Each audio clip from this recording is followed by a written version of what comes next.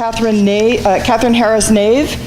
Catherine is a fourth-year doctoral student, a PhD candidate in history at Rutgers University.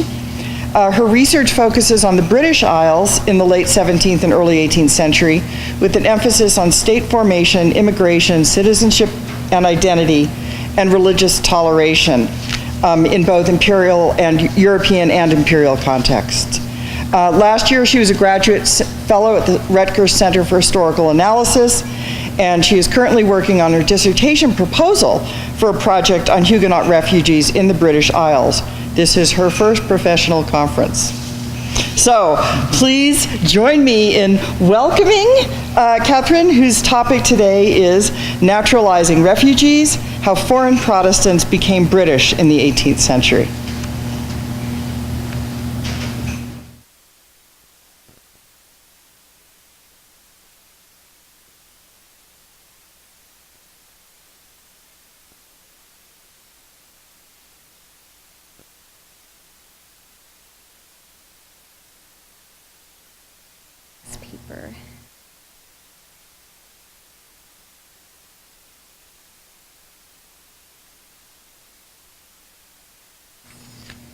In 1704, the English, soon to be British, Parliament passed the private bill of naturalization for one Peter Renoir. From the Renoir family archives, we can trace Peter, or rather Pierre's, journey to becoming legally British. His itinerary traverses Western Europe, crossing the borders of France, the Netherlands, Spain, and Britain. Pierre was born in Paris in 1680 to a Protestant family. Around that time, King Louis XIV of France renewed persecution of Protestants living in the country, which culminated with the revocation of the Edict of Nantes in 1685. The Renoirs, along with 200,000 French nationals, fled their homeland in hopes of finding religious protection and a new life abroad. The Renoir family settled in Holland, and the two sons, Pierre and David, attended school in Utrecht. Following in the footsteps of his older brother, Pierre ran away from school in 1696 to join the Royal Dragoons of William of Orange, newly crowned King William III of England, Scotland, and Ireland. Pierre stayed on with the troops to serve in the War of Spanish Succession. In 1704, in the midst of this war, a, quote, Peter Renoir, son of David Renoir by Mary his wife, end quote, was naturalized in England. After 51 years of service in 12 campaigns with his adopted country's army, Colonel Renoir died in his bed in Dublin in 1762. At the end of his life, had the colonel become Peter, or would he always remain Pierre? The answer to this question is not what name did his friends and family call him, nor is the answer the name on the Bill of Naturalization. Sometimes those names were anglicized during the process, and sometimes they were not. I ask instead, what was the national identity of Renoir? On paper, the Bill of Naturalization granted him the privilege of a natural-born Englishman. Yet the political debate surrounding the en masse naturalization of foreign Protestants in the British Isles points to the reticence in embracing even Protestant refugees into the national body. When Renoir applied for naturalization in 1704, he had to get a private bill passed through Parliament specifically naturalizing him and his descendants. Alien residents who wanted the privileges of natural-born Englishmen had to retain a lawyer to draft a private bill, which was then presented to Parliament, voted upon to be read twice, passed through a committee, and finally voted into action by both the House of Commons and the House of Lords.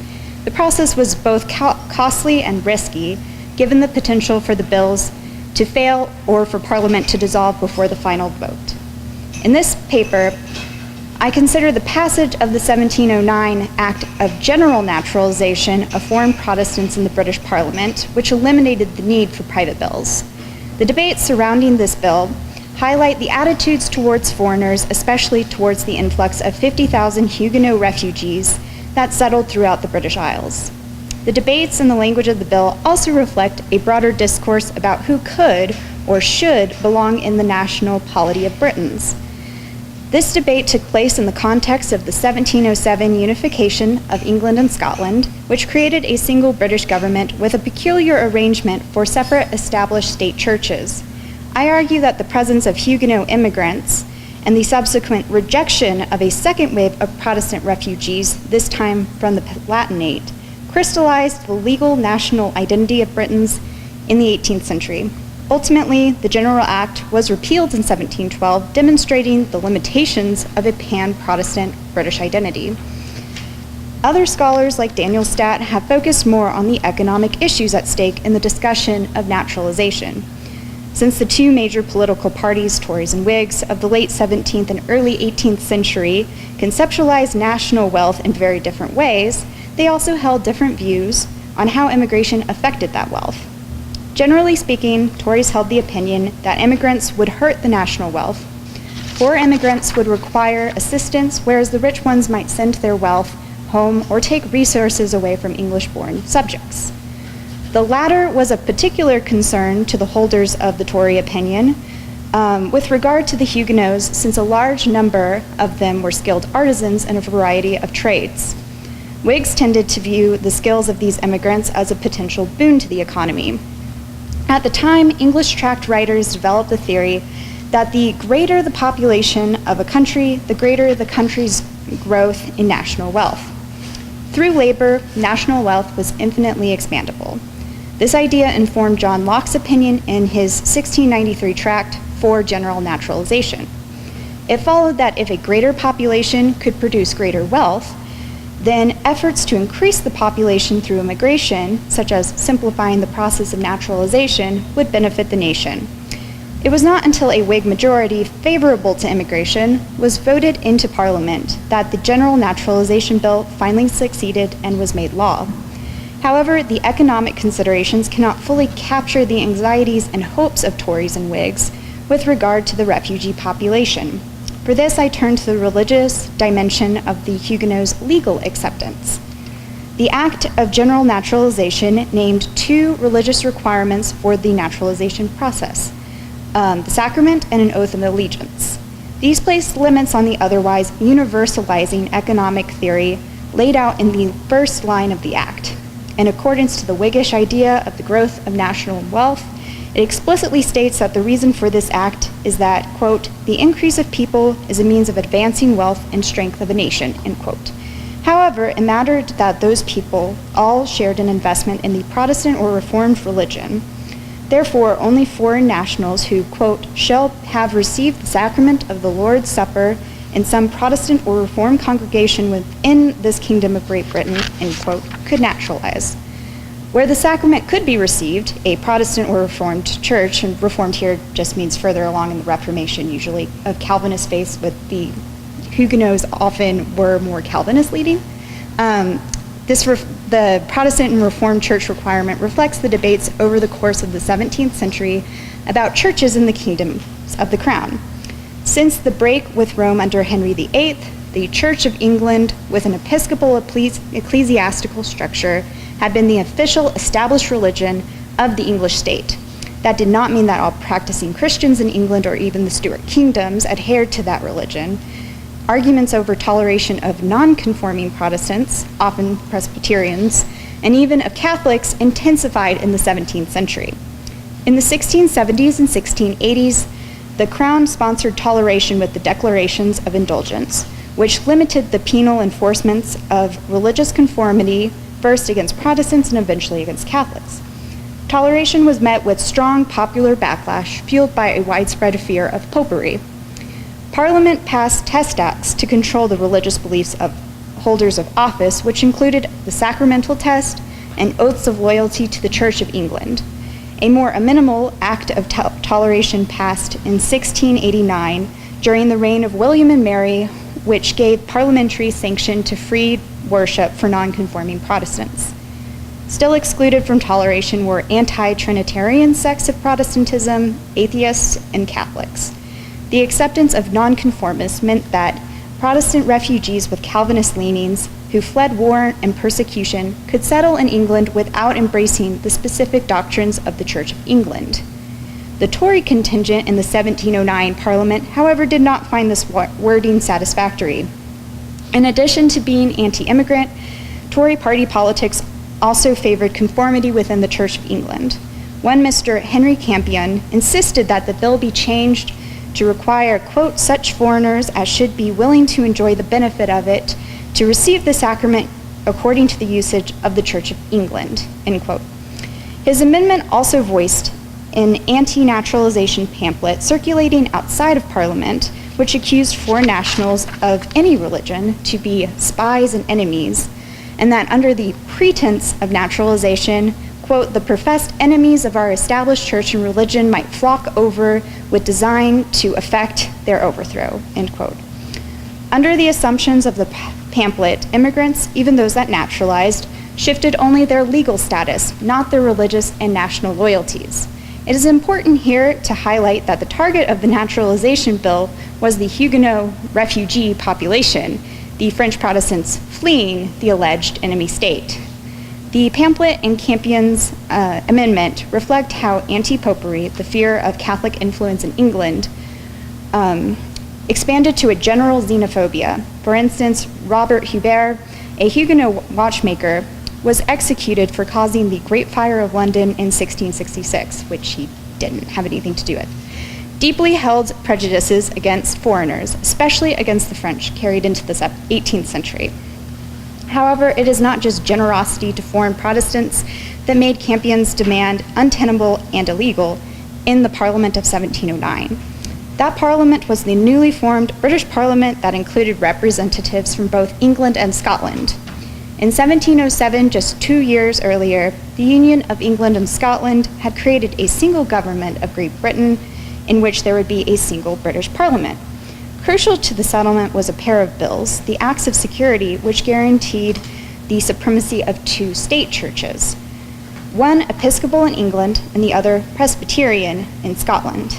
This arrangement reaffirmed the settlement of a Presbyterian Church of Scotland from 1690, creating ecclesiastically separate churches within the kingdoms under the Crown's control.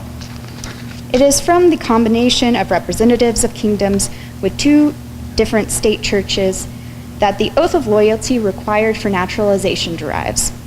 In the oath, all members of Parliament had to renounce transubstantiation, as well as the adoration and invocation of the Virgin Mary and saints. Furthermore, the oath taker also had to reject the authority of the Pope and the tenets of the Church of Rome as, quote, superstitious and idolatrous. The clear group excluded by the text of the oath were Catholics. Belonging to the British nation demanded a statement of religious belief, dictated by the Union settlement of churches. Whereas ideas about political economy drove the project to encourage immigration, Pan-Protestantism was the force imagined to hold that British interest together. From the Union and Act of Naturalization, two defining characteristics emerge. First, to be British meant contributing to the national wealth of Britain in an expanding colonial system. Second, to be British also meant to identify and practice a Protestant faith. Allegiance to Britain was dependent upon that demonstration of faith. These defining characteristics presented an early 18th century experiment of how to bring together peoples of different national birth under one national interest, which would prove essential to the success of empire. However, within a few years of the act, a Tory majority in Parliament repealed the piece of legislation in 1712, exposing the limits of that inclusive project. General naturalization was deemed a failure, an expensive mistake brought on by an overly enthusiastic Whiggish Parliament, too sympathetic to foreigners. Within months of the passing of the Act of Naturalization, refugees from the wars in the Rhine region of the Holy Roman Empire began to flood into England. By the end of the summer, 13,000 had arrived. They fled war, poverty, and life under a Catholic elector, even though the elector did not actively persecute the Protestant Palatines of Reformed and Lutheran faiths. The French invasion of the Palatinate and bad harvest launched a mass migration. Unfortunately, the plan to absorb Protestant immigrants into the British workforce and thus augment the wealth of the country quickly proved unfeasible. The Protestant Palatines were considered destitute, in ill health, and largely unskilled. They required massive poor relief and financial aid, now at the expense of the British government. Although the negative reaction to the Palatine refugees did lead to the repeal of the Act of Naturalization, it is unlikely that the piece of legislation was the attraction for the mass migration, since the rights of a natural-born since the rights of natural-born Britons awarded mostly economic benefits, poor immigrants with nothing to pass down through inheritance had little need for naturalization. Of the 933 names total naturalized in 1709, most were French. When the House of Commons investigated the influx of Germans in 1711, they discovered German language books and pamphlets advertising free land in the colonies for those who went to Britain, not advertisements for easy naturalization. Very few of the Palatines remained in the British metropole. Some left for the colonies, but many simply returned home as things settled down. The large number that came to Britain, if only for a brief time, were poor refugees in ill health in need of relief. With the expenses attached to helping these refugees, the act of naturalization by association with immigration was branded a failure and quickly repealed. The failure of naturalization under the challenges presented by the Palatine refugees served as an important lesson for the British imperial model. Whereas economic and religious interest could work to tie diverse groups of people to a single national British interest, it was not enough to create an integrated yet diverse British society in the metropole. Protestantism was not enough to allay the fears of anti-naturalization pamphleteer that frequent intermarriages would extinguish the English race. In the eyes of xenophobic native Britons, there was no way to safely encourage immigration. The naturalized foreigner will always remain the other within, despite what legal definitions of belonging might say. National identities, whether English, Scottish, or French, continue to matter even if individuals also were connected by British interest.